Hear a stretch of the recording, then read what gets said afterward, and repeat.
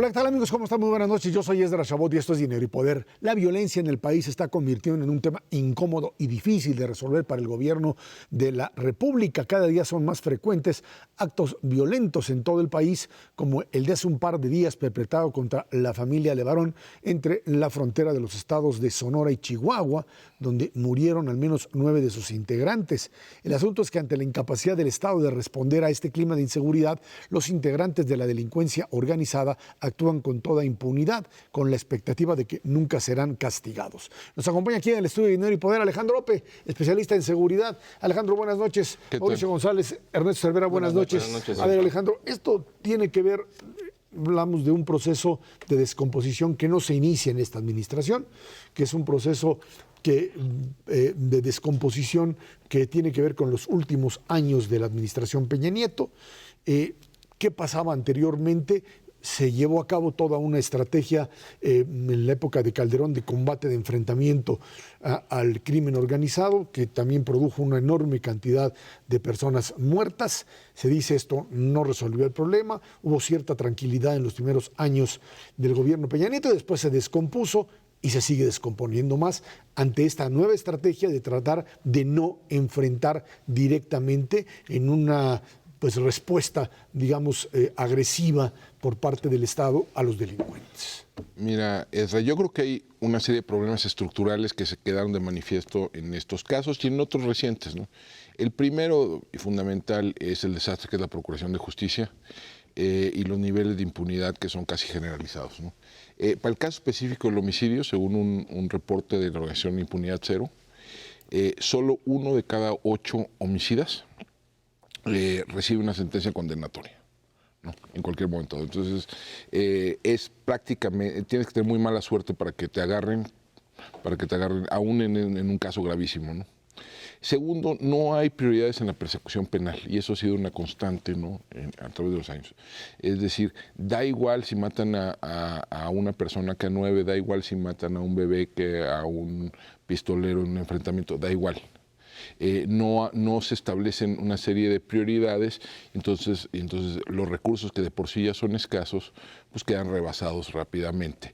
Y además el mensaje que se le envía a los delincuentes es que no hay ningún costo marginal, ningún costo adicional por cometer actos de brutalidad extrema, ¿no? Un tercer problema que yo creo que quedó flagrantemente mostrado en este caso de los de Varón, es la muy frágil presencia del Estado en el territorio, ¿no? Este municipio de Bavispe, en el estado de Sonora, cuenta solo con 2 policías.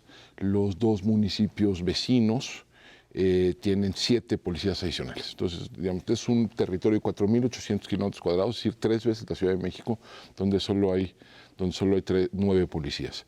Y el gobierno federal no está cubriendo el espacio, ¿no? O sea, esos problemas, digamos, de presencia de la autoridad local no están siendo complementadas por la autoridad federal. Fíjate lo que sucedió en este caso, que yo me parece que es muy revelador.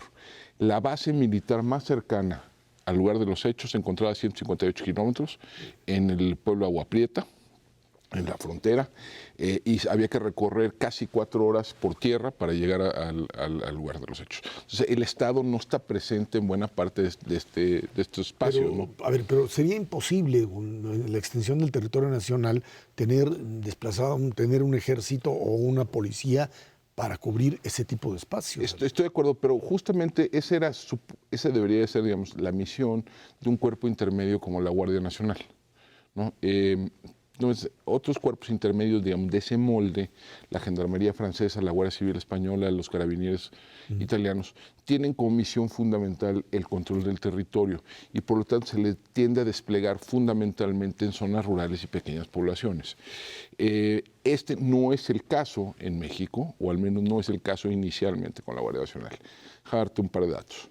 Si tú sumas los estados de Chihuahua y Sonora, tenían al 14 de octubre 4.100 elementos de la Guardia Nacional desplegados. Digamos, hay que recordar que eso es 21% del territorio nacional. En la Ciudad de México tenían 3.800. ¿No? Es decir, se está utilizando a este instrumento no para cubrir este tipo de espacios, no para poner presencia del Estado allí donde falta, sino para básicamente suplir policías locales locales en espacios urbanos, ¿no? Entonces yo creo que además del problema estructural, esta, digamos, decisión estratégica en términos del despliegue de la Guardia Nacional no está ayudando a cubrir el déficit, ¿no?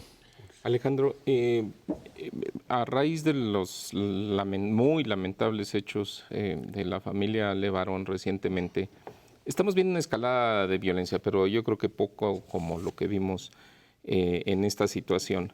Y el gabinete, y en particular el presidente López Obrador, insiste que su estrategia está funcionando. Entonces uno dice, pues quizá no la va a cambiar. ¿En verdad se le puede dar la vuelta a esta escalada de violencia con este asunto de abrazos y no balazos y de ir a las causas que originan el crimen y no tanto usar la fuerza del Estado para evitar que sucedan estas cosas? Mira, en meses recientes, hay que concederlo, ha habido una suerte de estabilización de la curva de homicidios. Estamos creciendo a menor ritmo que el año anterior y vamos a cerrar el año ligeramente arriba de 2018. Entonces, la curva sí se está aplanando, pero se está aplanando en niveles muy elevados. Este año vamos a cerrar con una tasa de homicidio superior a 30 por 100,000 habitantes, que yo creo que es la más alta que ha registrado el país desde los años 50. Revertir esto pues requiere, yo creo, que intervenciones de política pública en múltiples frentes. Sí, déjame ponerlo así, en el largo plazo, digamos, si atiendes problemas de equidad y de pobreza, pues sí, probablemente reduzcas factores criminógenos, ¿no? Cuando nos parezcamos a Noruega, probablemente tengamos tasas de homicidio. ¿Cuánto es? Pues 2 generaciones.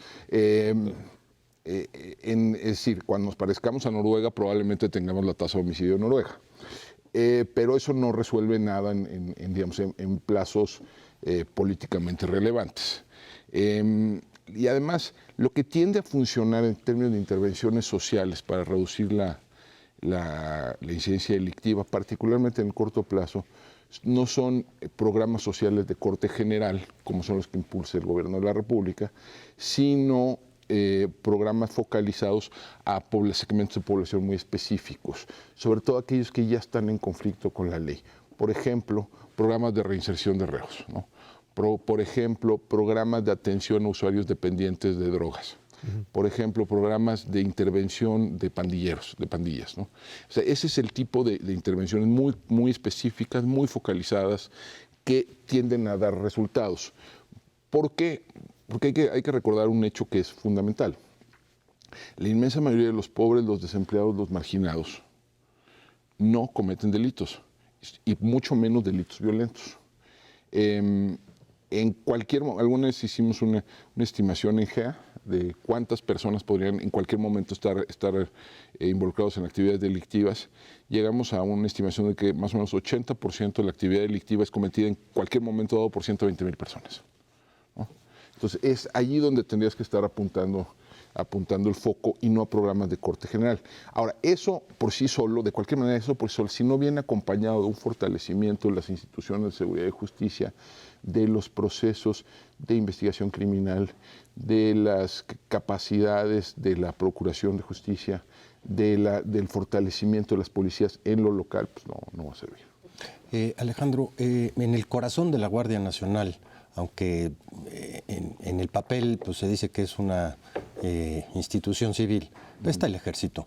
Sí. Y aparentemente tanto los eventos de Culiacán como todos los eventos que se han tenido durante los últimos meses han causado pues resquemor, por decirlo menos, entre el gobierno federal y el Ejército. Hacia adelante, ¿cómo se ve esta digamos, tercitud, por ponerlo de alguna manera, que en los primeros meses de esta administración fue bastante clara, con apoyos muy, muy importantes al Ejército, pero que de alguna manera ha empezado a generar una cierta divergencia en términos de qué es lo que se debe de hacer precisamente para enfrentar este tipo de grupos? Mira, déjame dar un paso atrás.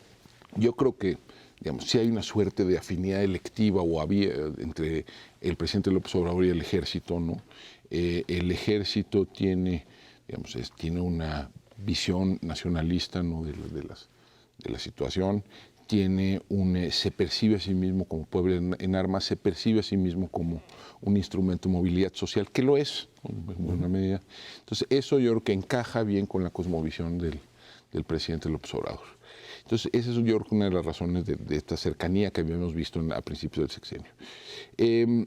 Yo creo que la situación, pero esto no resuelve los problemas estructurales, ¿no?, de la relación con el ejército.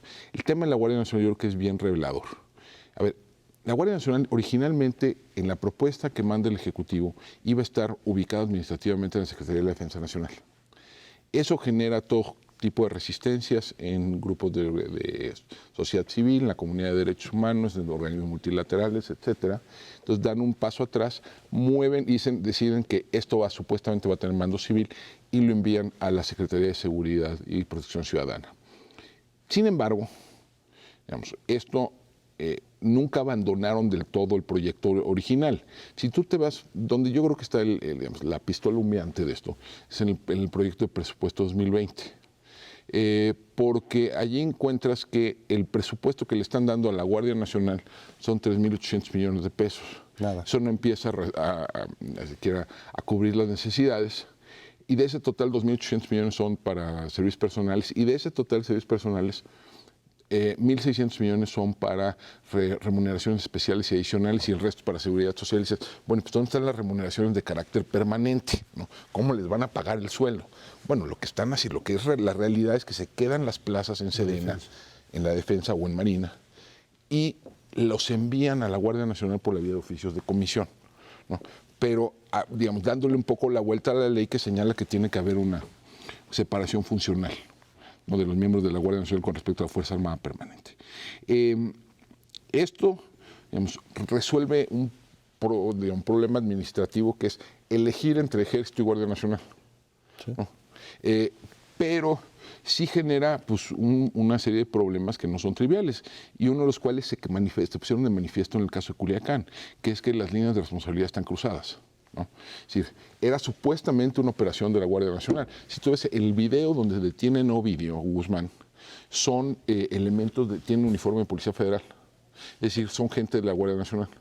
Entonces, ¿pero quién es el responsable? Entonces, ¿el secretario Durazo o el secretario de la Defensa Nacional? ¿No? Que no hay una claridad sobre dónde radica la responsabilidad política de este cuerpo. Y entonces, pues sí lleva a que los civiles, digamos, cuando algo sale mal, lleva a lo que vimos en Culiacán, que los civiles se decidieron trasladar la responsabilidad a los militares, ¿no? Y los militares dijeron que no. Para los militares, pues esto sí resulta altamente problemático porque al final del día, de toda la cadena de mando, pues hay un civil que se llama el presidente de la República, ¿no? Entonces, eso yo creo que sí genera una tensión. Añádese, digamos, que la estrategia de comunicación posterior al acontecimiento pues buscó reforzar esta narrativa de que los militares actuaron por cuenta y riesgo propio, ¿no? Y eso pues sí genera una tensión importante.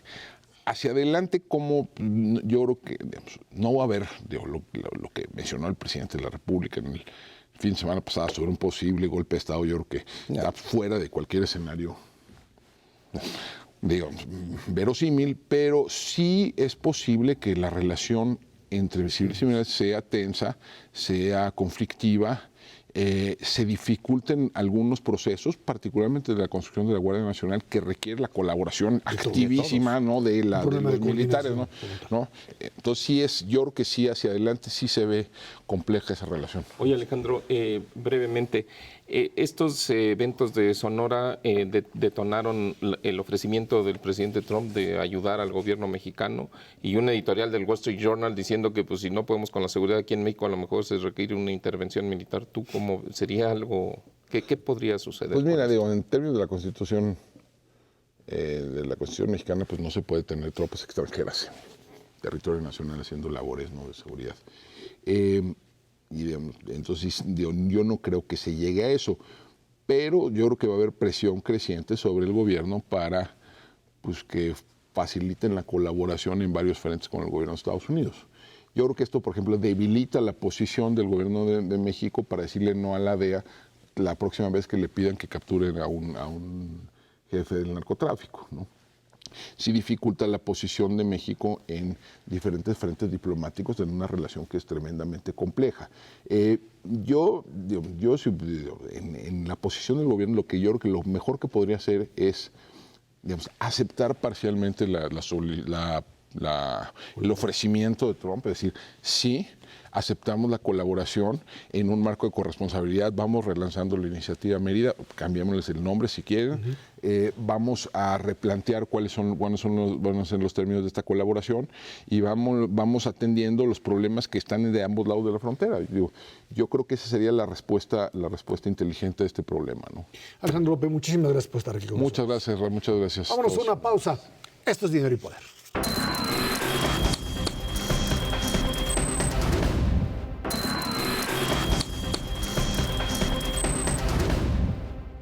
La situación financiera de Pemex presiona las finanzas públicas y la expectativa de crecimiento del país. Al tercer trimestre, la petrolera registra pérdidas por 87.858 millones de pesos. En el mismo lapso, las ventas caen 20%. Para hablarnos de esto, tenemos aquí en el estudio de Dinero y Poder a Luis Miguel Labardini, especialista en energéticos de Marcos y Asociados. Buenas noches, Luis Miguel. Gracias por estar aquí con nosotros.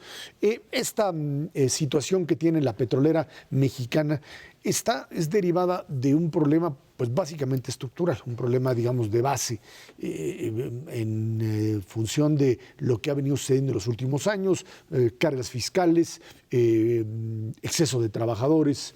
¿De qué manera vemos hoy a una petrolera que trataría de mantenerse dentro de lo que sería un mercado que le permitiese seguir funcionando más allá de las presiones de las calificadoras y que pudiese aumentar la producción independientemente de que el otro modelo que parece que está descartado de asociaciones público-privadas, etcétera, farm outs, haya sido hecho a un lado? ¿Cuál sería un poco la perspectiva, Luis Miguel?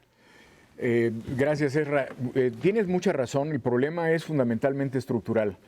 Y la forma en que está organizado Pemex el día de hoy no le da viabilidad en el largo plazo. Y eso tiene que ver con la historia de Pemex. Viene desde que se fundó Pemex en 1938. Yo lo que siempre digo es, no ha habido una aportación de capital fresco desde que nació la empresa. Entonces, ¿cómo se ha financiado la empresa? Con deuda. La empresa tiene deuda documentada por más de 100,000 millones de dólares. Si tú ves el balance general de Pemex, el resultado es que el capital social de Pemex, que le llaman patrimonio en el léxico de una empresa pública, es de 80,000 millones de dólares negativo. Es decir, si esta fuera una empresa privada, ya sería una empresa quebrada. Lo que pasa es que la forma en que han tratado a Pemex siempre ha sido como un brazo del gobierno. En el origen está el gobierno corporativo que se le ha dado a Pemex, en donde Pemex realmente nunca ha podido tomar sus propias decisiones.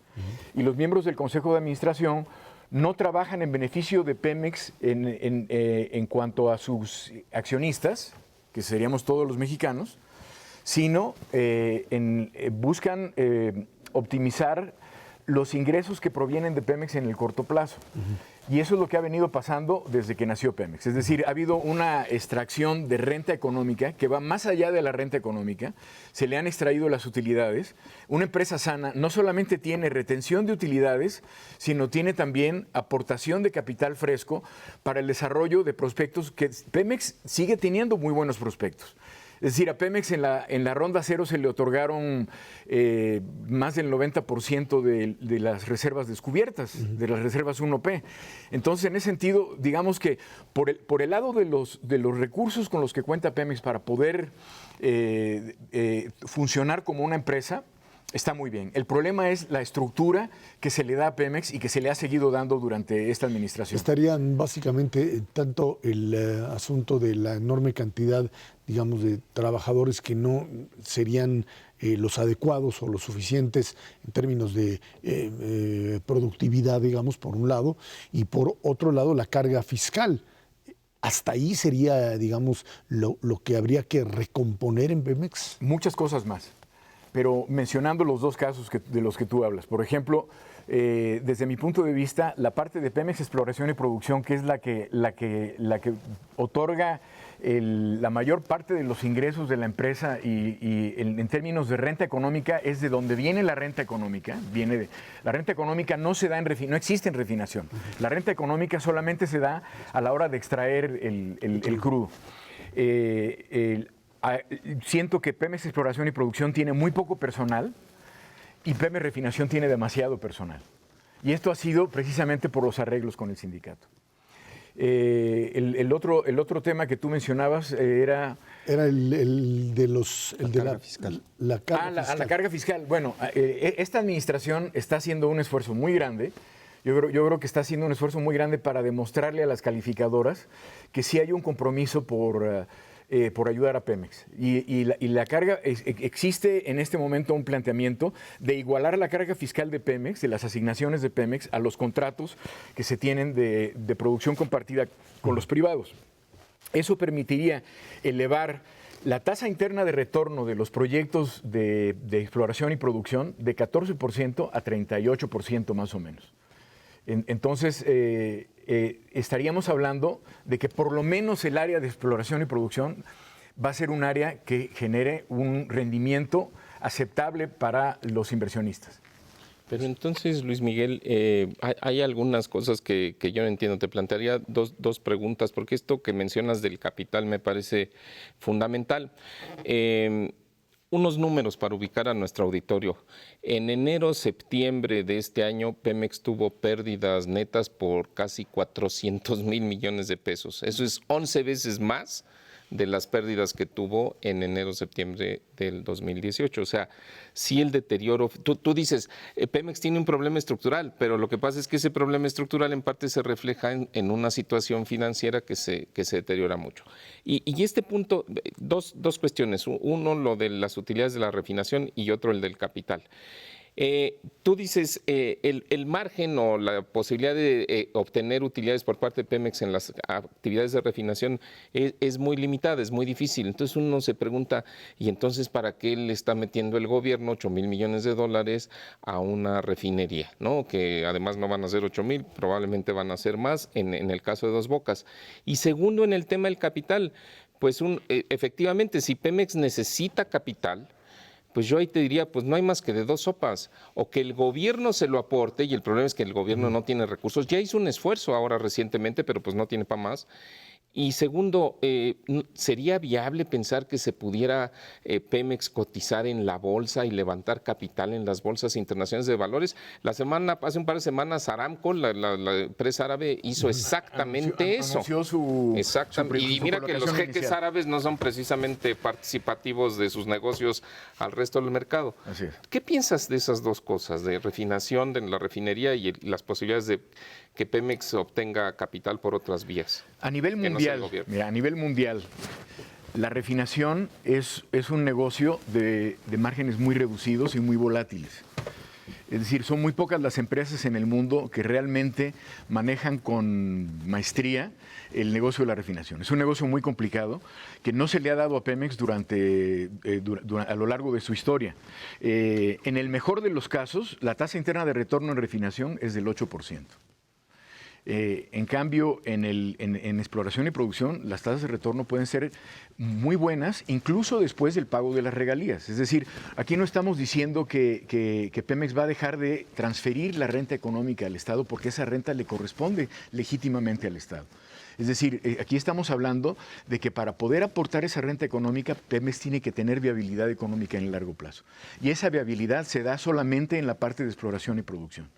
En el caso de la refinación y la refinería de Dos Bocas, yo lo que siempre digo es, si el barril de gasolina que salga de la refinería de Dos Bocas se va a vender a un precio mayor que el costo de producir ese barril, va a ser un buen negocio.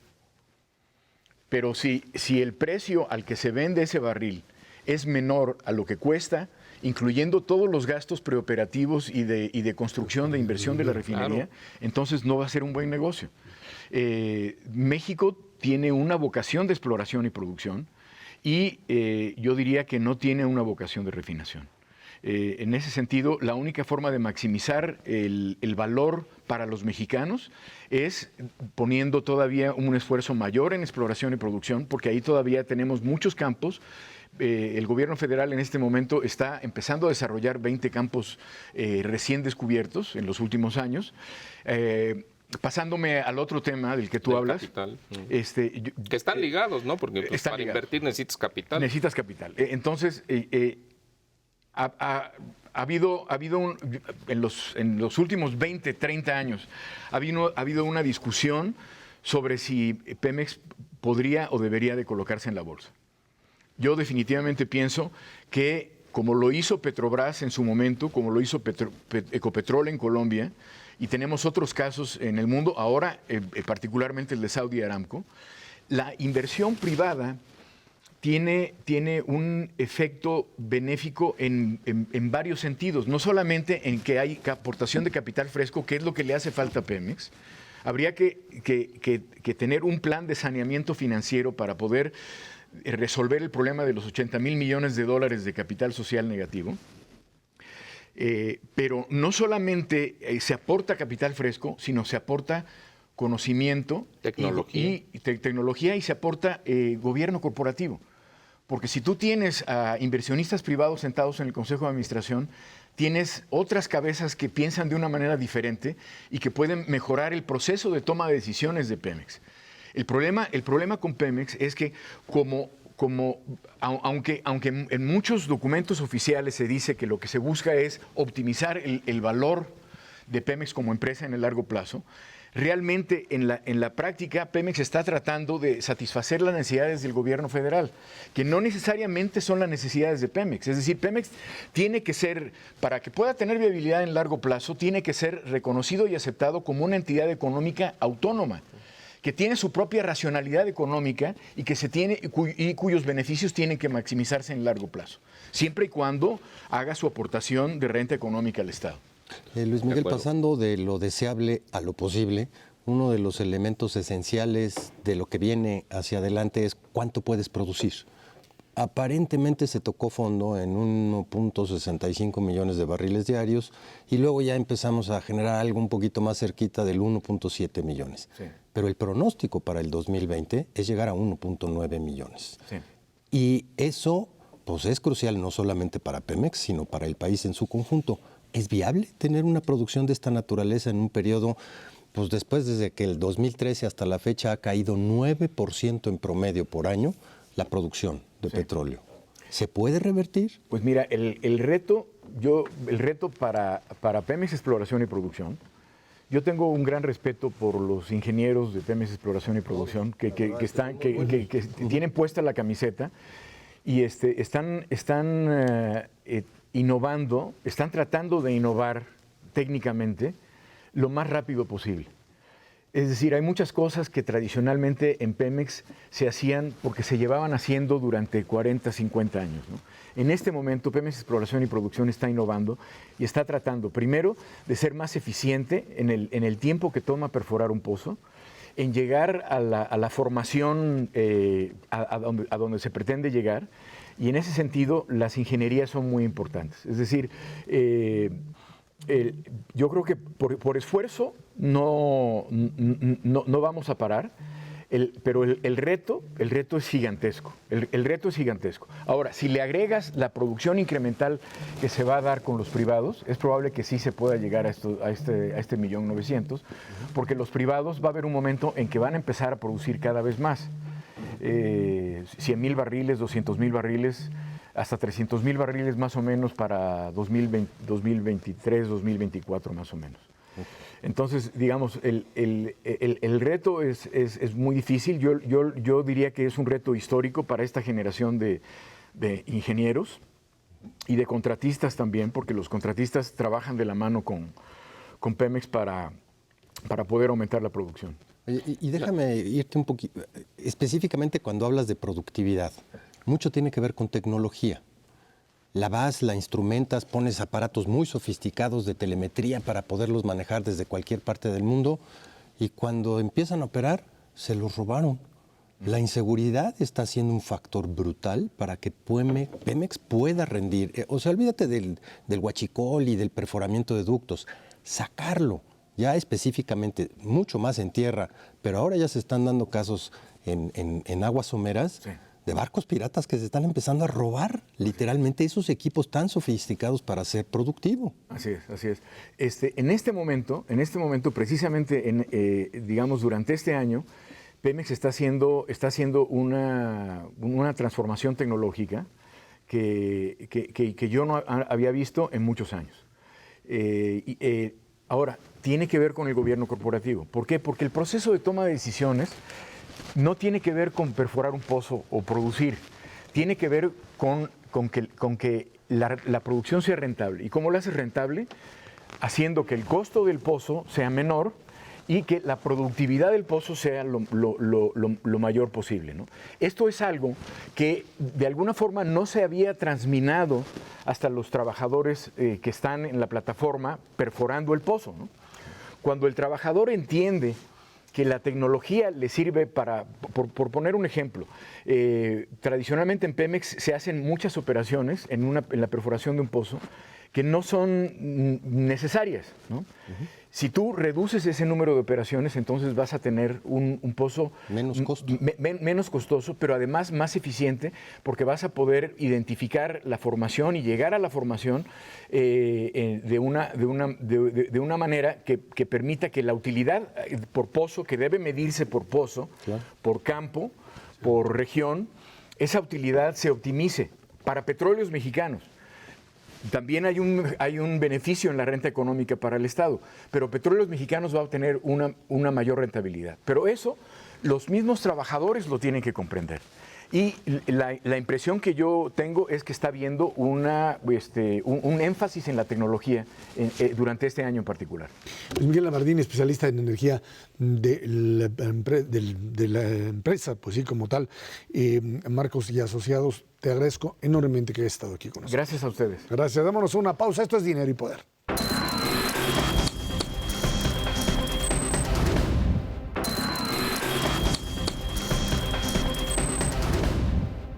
La inversión fija bruta del país registra un aumento en términos reales de 1.5 durante agosto 2019 frente al mes previo. En su comparación anual, todavía muy atrás, tiene una reducción de 3.3%. Los gastos en maquinaria y equipo total cayeron 7.8%. La construcción, bueno, pues ahí hay un avance de apenas 0.2% con relación a agosto de 2018. Algo es algo. En tanto, los indicadores cíclicos muestran el desempeño de la economía todavía bastante débil. El indicador cíclico retrocede 0.05%, suma 15 meses ya de caída para ubicarse en 99.23 puntos, un menor nivel desde septiembre de 2010. La confianza del consumidor se ubica en 43.9 puntos en octubre respecto a septiembre, una reducción de 1 punto, mientras que en su comparación anual el incremento fue de 1.5%. Pues ahí está. El panorama, sí, no hay ninguna duda. Sectores trascendentes que habían constituido lo que es el único motor de crecimiento de la economía mexicana en términos de las exportaciones, que pesan más o menos 38% del Producto Interno Bruto. Híjole, tuvieron un septiembre espantoso, es el sector automotriz, cayó la producción, cayeron las exportaciones y bueno, no se diga las ventas internas. Ahí tuvo que ver más que nada, decían, la huelga de General Motors en los Estados Unidos. Puede haber influido. Sin duda alguna. Un asunto de Ford también ahí. Pero a final de cuentas, yo creo que es un poco ilustrativo de qué es lo que puede pasar con la economía mexicana en un contexto 2020, de que Estados Unidos puede entrar en un proceso de desaceleración importante y entonces sí te pegan en un punto increíblemente flaco para la economía mexicana, que es pegarle a ese motor de crecimiento que son las exportaciones.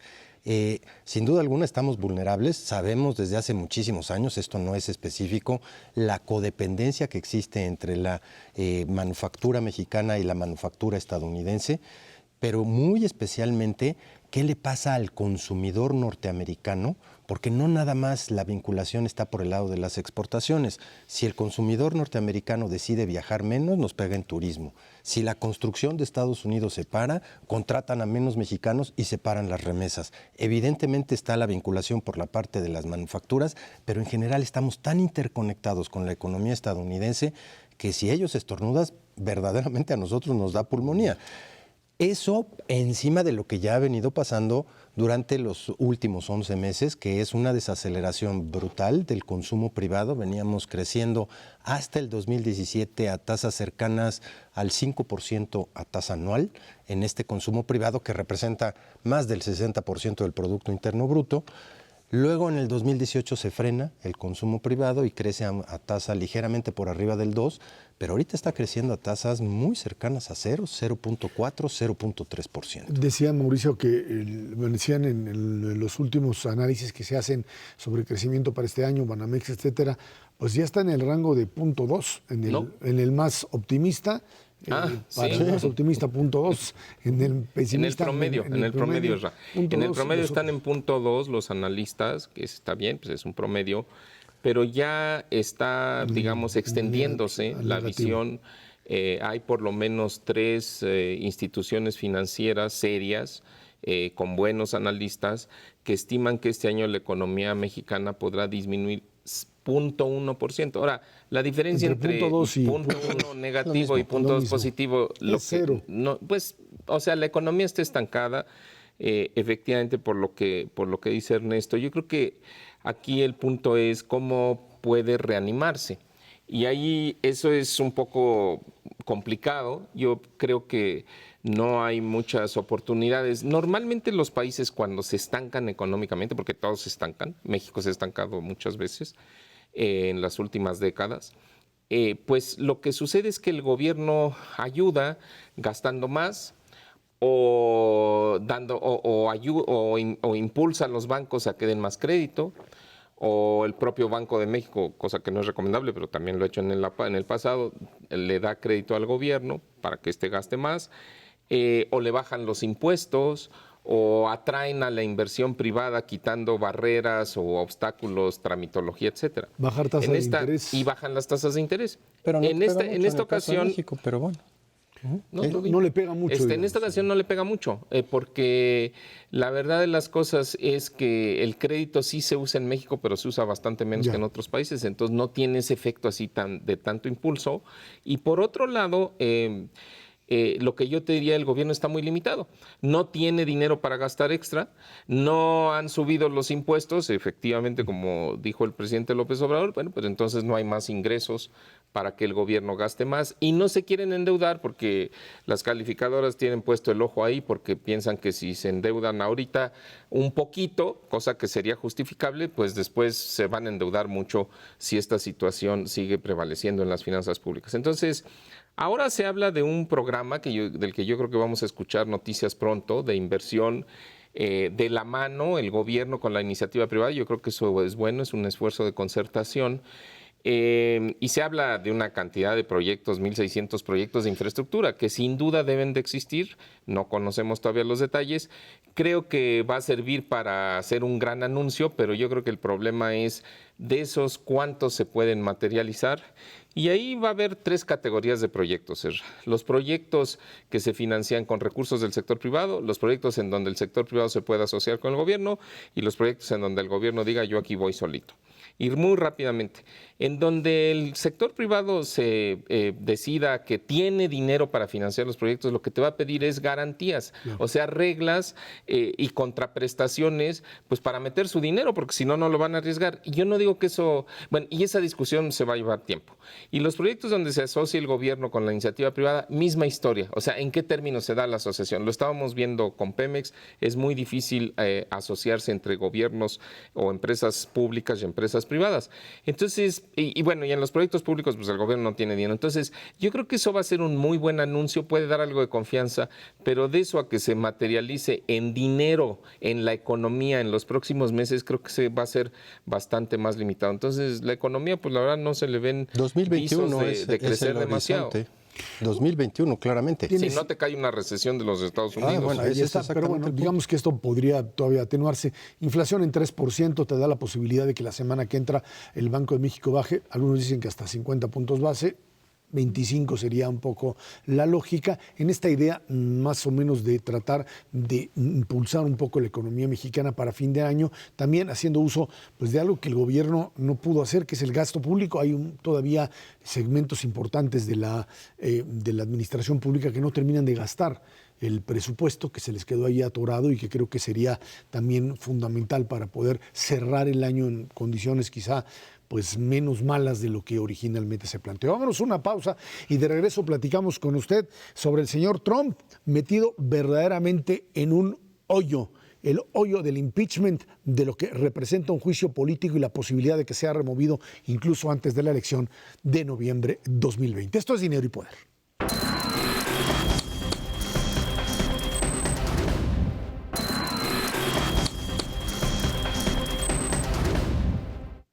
En los Estados Unidos avanza el juicio político contra el presidente Trump. Uno de los testigos claves reconoció que el gobierno norteamericano retuvo ayuda militar a Ucrania para lograr ventaja rumbo a la elección presidencial de 2020, en la que Trump busca reelegirse. Gordon Sondland, embajador de los Estados Unidos ante la Unión Europea, validó la tesis de que la Casa Blanca congeló la entrega de $400 millones a Ucrania hasta que se comprometiera a investigar a integrantes del Partido Demócrata, algo que la Casa Blanca niega, y otros han afirmado que pues hay más testigos en esto que pues estarían confirmándolo. La verdad es que lo que quería era que a como diera lugar los ucranianos le dijeran y lo transmitieran claramente que pues el señor Joe Biden o su hijo estuvieron metidos ahí en negocios ilícitos en Ucrania. Y bueno, pues el hijo del señor Biden tenía ahí una cierta posición, pero no le encontraron una posición en empresas en Ucrania, pero no le encontraron absolutamente nada, y él obligaba en las distintas conversaciones a través de su abogado personal Giuliani, que el día de hoy sale con una que es maravillosa al estilo Giuliani, que dice Giuliani que la verdad es que sí que él hizo todo eso, pero no a nombre de Trump, sino a título personal. Que claro, como si le preocupara. Abogado personal, decía. Porque ahora resulta que van citando a la ex embajadora de Estados Unidos en Ucrania, que a la cual la corrieron porque pues, ella no estaba dispuesta a hacer eso. El propio señor Sondland, que le cambia la declaración de un día para otro, dice, pues sí, la verdad es que sí me dijo, ya que lo acorralaron, dijo, quiero decirle que sí, la verdad sí me dijo que no habría ayuda hasta que los ucranianos no nos dieran algo tangible de que existía un hecho ilícito por parte del señor Biden. Y alguien decía, pues dejemos de discutir si aquí hubo quid pro quo, o sea, una cosa por otra, un favor a cambio de otro. Este es un tema de soborno. O sea, ya no es un problema de seguridad nacional o de estar dando favores a cambio de algo, es un problema de soborno, y el soborno es una de las pues puntos a partir de los cuales el juicio político y el juicio penal contra un presidente procede. Se le está haciendo bolas el engrudo, no cabe la menor duda. Ya hay todos los elementos necesarios y suficientes para que el impeachment proceda. El punto fundamental aquí siempre ha sido, de fondo, el apoyo de los republicanos a Donald Trump. Y yo creo que hay dos eventos fundamentales de esta semana, que es la dolorosísima derrota que tuvieron en Virginia, que fue verdaderamente un zapato brutal, una arrasada de los demócratas, pero también la derrota que tuvieron en Kentucky. Ahí perdieron por poquito, pero perdieron un estado brutalmente republicano. En ese contexto, yo te diría, este apoyo de los republicanos, que siempre ha sido garantía para que no procedan las cosas, pues puede estar endeble, porque ya se dieron cuenta que con un candidato como puede ser Donald Trump, pues simplemente pueden perder todo, y pueden perder por zapato muchísimos de los estados que habían ganado a pulso durante. Hay un tercer elemento, que es la aparición de Donald Trump en el estadio del juego de béisbol, que qué abuchada se llevó. Se está llevando abuchadas en todos los lugares donde se presenta, que eso es un indicador bastante claro del nivel de baja popularidad. Las últimas encuestas prácticamente le dan pues un -15, -16 de lo que representaría el nivel precisamente de popularidad. Contra Biden. Y contra Biden fundamentalmente. Yo creo que todos estos detalles que ustedes mencionan pues son importantes. Algunos son chuscos de lo que son capaces de hacer los políticos en Estados Unidos, y particularmente Trump, pero a mí me gusta ver más este tema con una, digamos, un poco alejado, un poco más a distancia para ver el bosque y no tanto los detalles, porque yo creo que detalles va a haber un montón de detalles en las próximas semanas y meses y luego es difícil seguir la pista. El impeachment, como dice Ernesto, es un proceso de destitución. Tú le llamas juicio político. O sea, pues sí, pero la finalidad del juicio político es correr al presidente, o sea, es destituirlo, ¿no? ¿Y qué ha pasado en ocasiones anteriores en Estados Unidos con estos procesos de destitución? O sea, para que el proceso se dé tiene que haber un cuerpo legislativo que acusa al presidente de que hizo algo malo y luego se lo tienes que probar. Y luego ya si se lo pruebas, pues entonces lo corres. Ha habido varios presidentes, pero pocos en la historia de los Estados Unidos. Los más recientes fueron Bill Clinton y Richard Nixon. A Clinton sí le hacen la destitución, pero intentan hacérsela y el Senado lo perdona. Entonces no lo destituye. Entonces nada más se arma todo un relajo, se discute, ¿no? Aparecen las noticias todos los días y no pasa nada. En el fondo, o sea, se queda ejerciendo el poder. Y en el caso de Nixon, él sí renuncia para no someter, y después ya le dan un perdón, pero tampoco, digamos, sufre la vergüenza de la destitución. Y más que la vergüenza es el desquiciamiento que eso significa para el gobierno de los Estados Unidos. Entonces, yo como veo esto, Ezra, es una estrategia de campaña de los demócratas. Claro. Están percibiendo que Trump ya tiene algunos flancos débiles y dicen, pues mira, si se desacelera un poco la economía, lo que hemos platicado en este programa en los Estados Unidos, y además le metemos el calambre de la destitución, pues entonces puede ser que los demócratas tengan un mejor chance de ganar. Y yo creo que esa es la apuesta, no es tanto el destituirlo, sino el generar ruido, vamos a decir, negativo en contra de Trump cuando empiecen las campañas el año entrante. Yo pienso que la probabilidad de que lo destituyan es bajísima. Las encuestas de opinión en los Estados Unidos, eso sí, tienen muy polarizada la población, están prácticamente 50-50, la última que yo vi, y entonces, bueno, pues lo único que generan es no poner a los americanos, a los ciudadanos unos contra otros y tratar de los demócratas pues de ganar con esto más votos. Yo te diría que esto funcionaría si fuese un proceso normal, así, de que te puede durar mucho. El problema es si en esta apertura de información esto termina dañando la propia imagen de Trump, como ya la ha dañado. O sea, ¿hasta cuándo tú como republicano vas a sostener la candidatura de alguien que, como decía Ernesto, te puede arrastrar a una pérdida total? Te hundes con todo y tu candidato te echas para atrás. Hasta ahora hemos visto a su frente dispuesto a hacer barbaridad y media con tal de mantenerlo. Sí. Lindsey Graham y aquellos que han estado ahí. Cerrar los ojos y decir... Cerrar los ojos y decir, no es cierto, le está la conspiración, etcétera, etcétera. Tu problema es que mientras más te enfrentas a datos que te demuestran el hundimiento de la figura de Trump, hay muchos republicanos que dicen, yo no estoy dispuesto a perder todo. Y en ese sentido estarían buscando una alternativa. Yo creo que de la velocidad con la que el juicio se empiece a dar, y esto estaría la próxima semana echado a andar, vamos a ver hasta dónde les interesa a los demócratas acelerar el proceso o mantenerlo durante toda la campaña. La verdad es que en todo caso, lo que sí está ahí en disputa es básicamente para los republicanos la duda de si vale la pena sostenerlo o si es momento de buscar una alternativa, porque los resultados en Virginia y en Kentucky, aunque Kentucky es cierto, era un gobernador muy impopular, lo que tú quieras, pero zonas urbanas y suburbanas que eran notablemente republicanas, votaron demócrata. Y eso va más allá de la figura propia del gobernador y tiene que ver con esta incidencia en la figura de un Trump que este lenguaje violento que le atraía gente en un momento determinado empieza a quebrarse y posiblemente lo mete en un problema todavía. Y ojo, faltan 359 días para la elección en los Estados Unidos, con todo lo que implica en términos de primarias, en términos de la elección misma y del proceso. Ya estamos hablando de una carrera, ahora sí que de los últimos 100 metros, de una carrera de fondo. Hay implicaciones para México. Está el TEMEC puesto sobre la mesa.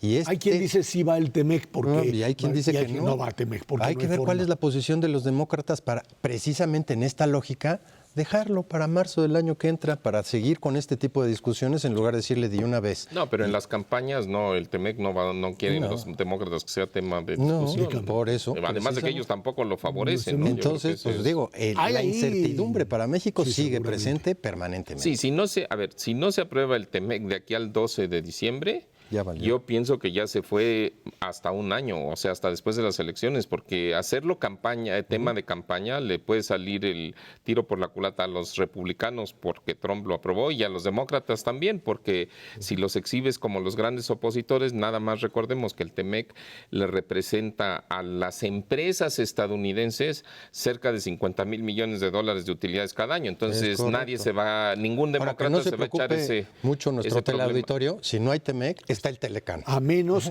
que en la lógica electoral de Trump empiece a dar lata con que se va y repudie el Tratado de Libre Comercio, lo que se vería difícil en un momento electoral, porque creo que están además, como ya platicábamos con Alejandro Ope, más interesados en el tema de seguridad, que creo que es por donde México va a sentir sin duda la presión dentro de los próximos meses. Mauricio González, Ernesto Cervera, muchísimas gracias. Gracias a usted que nos ve y nos escucha todos los jueves a las 10 de la noche, Dinero y Poder, aquí en el 11. Muchísimas gracias y muy buenas noches.